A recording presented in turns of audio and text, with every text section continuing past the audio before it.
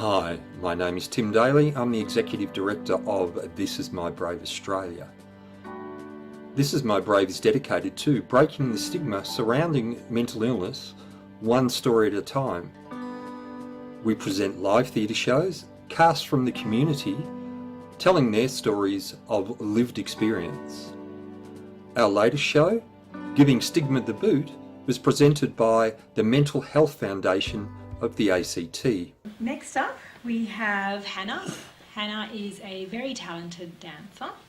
She has won numerous awards for her dancing, and through dance she will be expressing her journey and telling her story tonight.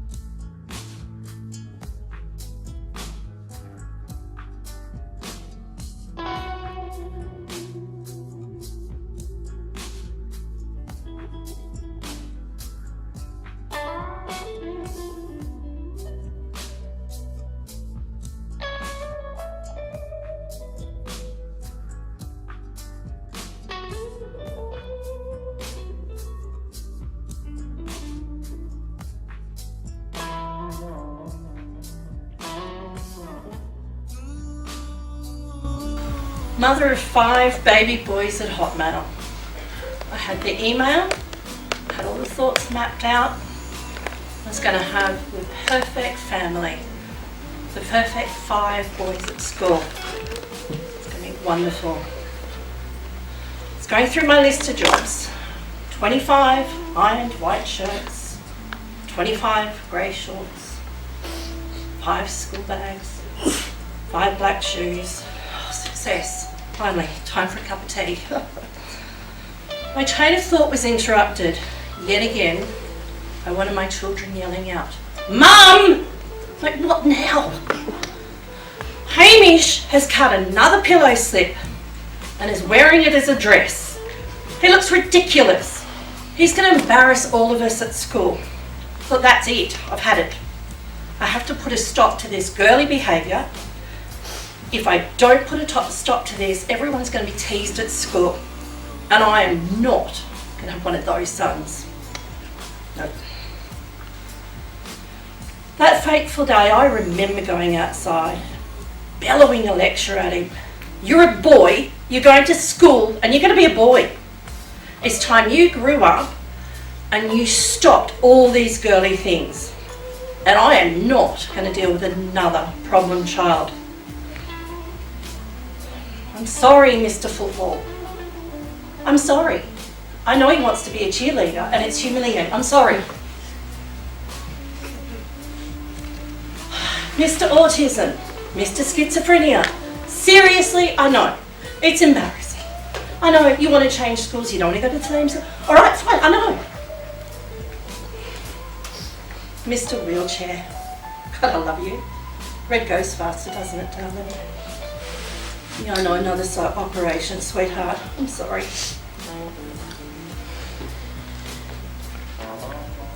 Hamish, just get out of my face. Sorry, Bubba Louie. Sorry, you've got to deal with all this. But you're cute. What a horrible mother I was. I actually thought I was doing the right thing. I spent several years correcting his behaviour.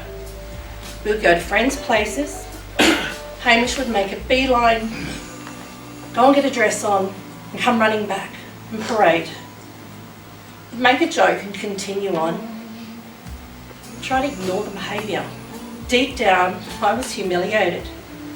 I'm going to have a son in a dress, playing with girls, pushing a pram. We're a football, athletics, dance family. I proudly strut through this studio with all my sons lined up with all their partners.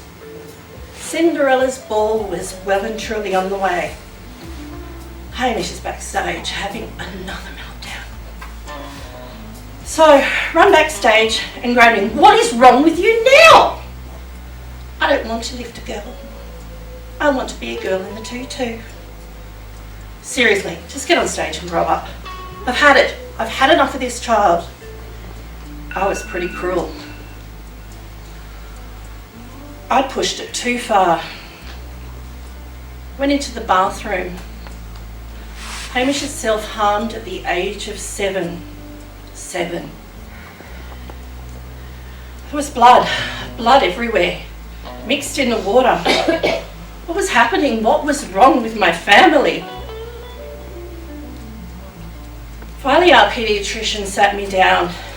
He said, "Mum, have you ever heard of transgender dysphoria?" I looked at him and said, "What?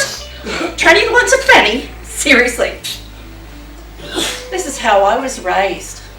This is what I was led to believe. So we began a long road of going to Sydney, scans, trips. My head's just spun. My son's a girl.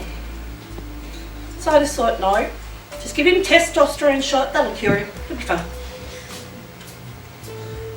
As a mum, I didn't know what to do. I haven't been in my home with my mother since the age of 11. I was actually homeless. At the time, I was angry at the doctors, relieved that my child was getting well, very protective because there's some horrible people out there. I also had to find places where to turn. So I started the process of telling my family. A lot of my family are no longer in our lives. I told the school. After some time, she had to change school. There were bullies. We were judged at church. We had fingers pointed. And quite a lot of friends left us and judged. This new child is called Hannah. She looked to me for love, guidance and support. I just saw this child before me, asking me for love and understanding. But I'd lost my other child, Hamish. I cried, I mourned the loss of this child. I couldn't embrace this new, beautiful person in front of me. I found myself very resentful towards Hannah. She'd go to school and she was spat on. The questions were starting, people were judging, and I received hate mail. We were asked to leave our church. Our money pot dried up.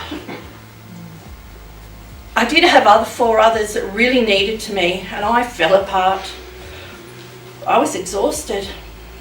I didn't want the pain anymore, so I planned, as a mother, to end it. Not just for me. I was going to take all 5 of my children with me. I found myself driving down the highway. In my mind, I was stopping all the pain. It was going to be the end for everyone. They didn't have to go through any more operations. They didn't have to go through the hate. I actually felt warm and well inside at this stage. But something made me look in that rear vision mirror. And here was this beautiful little girl who'd been fighting me for so many years to be herself. And said, "Mummy, What's wrong? Can we please stop? Thank God I stopped that car. Thank God. Finally it clicked in my head. This was not the way to go. I need help. I know I can't do it on my own. We're now building our family back together. We're all far from perfect. I can find a solution, but I have 4 amazing boys and 1 beautiful daughter called Hannah, and I love her.